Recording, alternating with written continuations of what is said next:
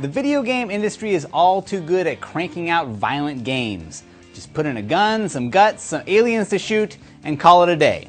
But this Halloween, if you want some games that will have you pausing and looking over your shoulder every few minutes, you've come to the right place. I'm Donald Bell, and in this top 5, we're counting down the spookiest games of the past year, ranked by CNET resident gaming guru Jeff Bakalar.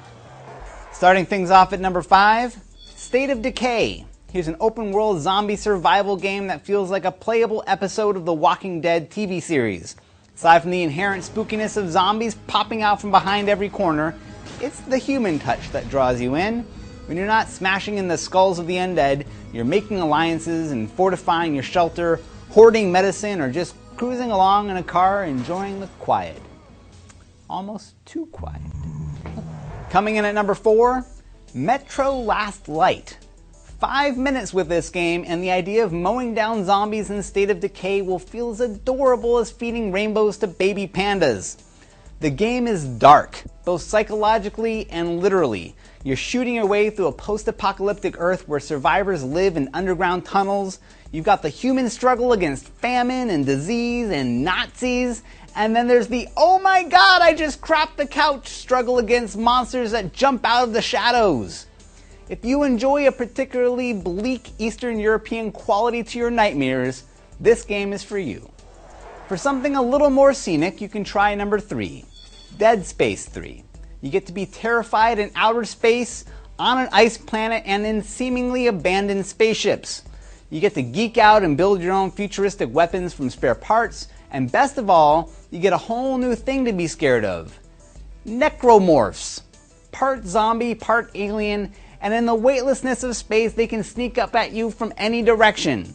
And while it's true that in space they can't hear you scream, your neighbor will probably have to wear earplugs just to block out your high-pitched nerd squeals. At number 2, Resident Evil Revelations. If space doesn't do it for you, or underground tunnels, how about a boat? Apparently that's where the bulk of this mutant monster shoot 'em up is based. A Titanic-like luxury cruise ship brimming over with ugly, infected mutants who just love to pop out from behind those rusty boiler room doors when you least expect it. Along with the norovirus and motion sickness, here's one more reason I will never set foot on a cruise ship. Alright, and now, the number 1 spookiest game of the past year may surprise you. At number 1, Limbo. This little black and white artsy indie game is like one sustained childhood nightmare. Now, a lot of you will write this off the moment you see the cute little silhouette of the main character, but it's a trick.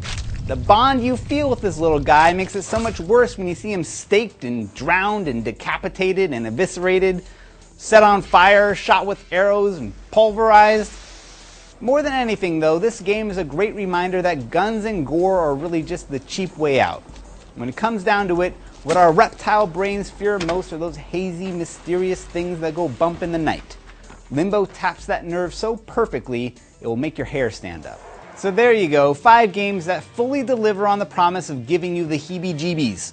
Another big thanks to CNET's Jeff Bakalar for getting this list together. For more top 5s, head over to top5.cnet.com. I'm Donald Bell. Thanks for watching.